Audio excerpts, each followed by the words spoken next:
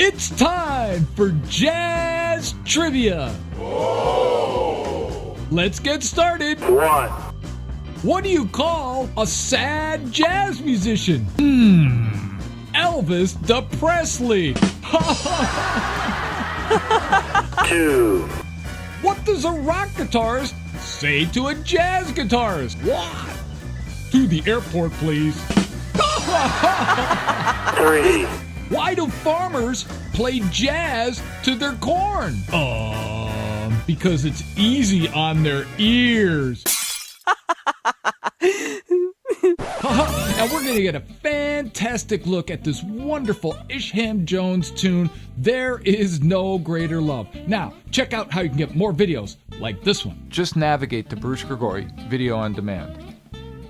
When you get to the site, you can browse videos in a wide variety of categories. Each video covers a different topic and has bonus content and supporting documentation. There's even a free trial option. Don't forget to use your promo code to get a discount off your first purchase.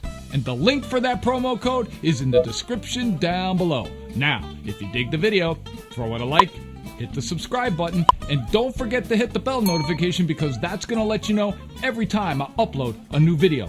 And of course, the channel releases new videos on Tuesday and Friday. So let's get started.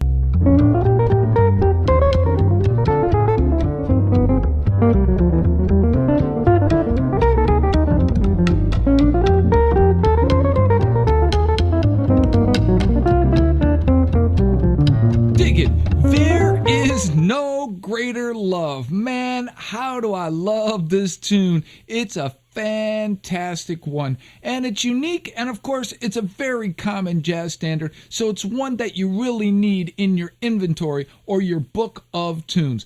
So let's get started with the harmony. Now of course it's in B flat, and that's the common key, and if you dig this tune, make sure to check out my video on Autumn Leaves, because this tune has very similar harmony, and I'm going to use similar solo strategies later on in the video, so that's going to help you leverage and create parallels in tune. Basically, what's unique about this tune is B flat, and then we go to the dominant 4. Of course, if you saw my lesson on There Will Never Be Another You, you know dominant 4. That's basically going right to the 4 dominant chord, and then a 2-5,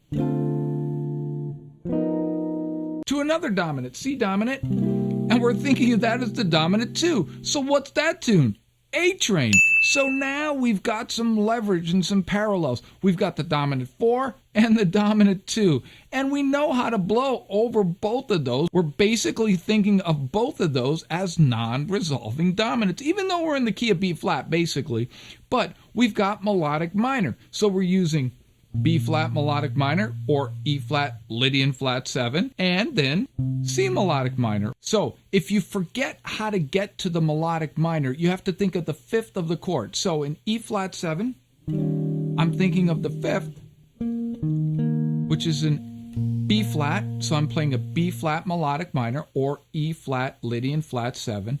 And on the dominant 2, C, I'm thinking of the 5th of that chord, G, so I'm playing G melodic minor, or we could think of it as C Lydian flat 7. Let's check it out.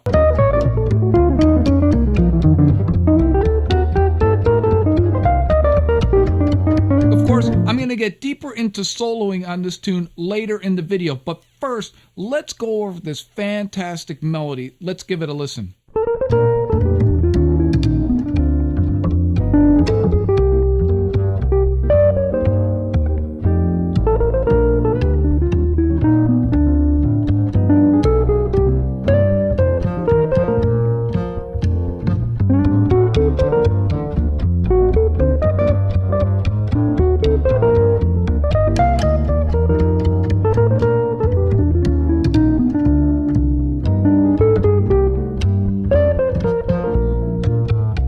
This melody is kind of pre-bebop, because when it was written, really bebop wasn't really a common thing yet. However, the melody kind of goes like this. And then chromatic, and chromatic again. And what that does is that basically is a way for us to outline those non-resolving dominants. The reason I put that with the chord change or the harmony lesson of this particular part is the fact that it really gets that in our ears. That's one way that we can start to build our solos. And in fact, when you saw me play the melody, I basically started to solo in between parts of the main melody because really that's how we learn to blow on this particular tune. So all together, it's going to sound like this.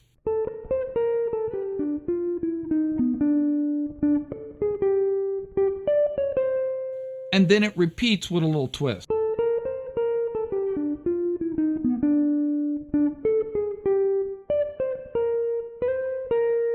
It kind of outlines it because the changes turn around a little bit differently.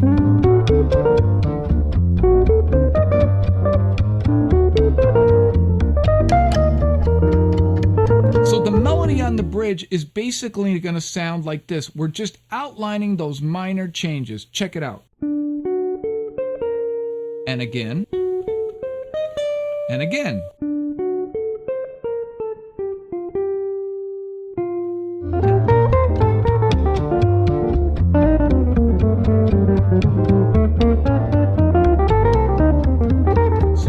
About solo strategies. What am I doing on this tune? Well, I'm thinking about B flat major, and I really could use B flat major over the entire A form if I want to create some interesting tensions, but I really want to get deep into the changes here. So over 1, I'm playing B flat major. When I get to that E flat 7, I'm thinking of B flat melodic minor.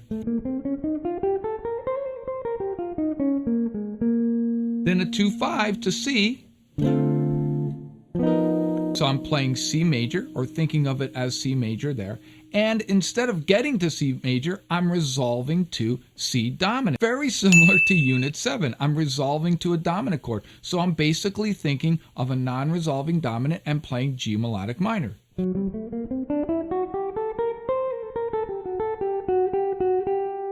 And then a 2-5 to B. And it offers us some fantastic contrast. Let's check that out. And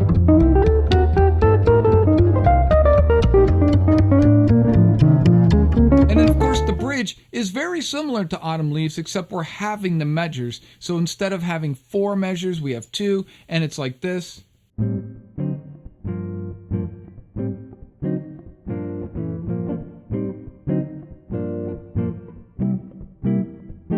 And that 5 chord takes us back to 1. So what I'm doing there is I'm really kind of thinking G harmonic minor, basically there because of the minor 2-5. Again, that's how I am approaching it, but you could play G natural minor. And another idea that I've heard, particularly from John Coltrane when he was playing fast minor 2-5s, is to play G melodic minor over there too. And that works really, really nice.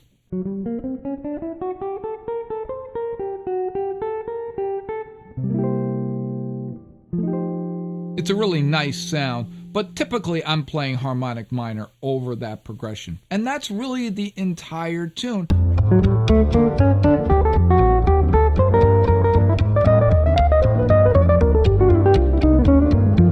I picked this particular tune to go over because it has so many parallels. Of course, we talked about Autumn Leaves, A-Train, All of Me. All of those tunes really have parallels to this particular tune. And of course, anything else that's in B flat or that has a dominant 2 or a dominant 4, they all interrelate. And because of the melody and the way that the melody outlines the harmony in this tune, it's really one you need to get in your toolkit.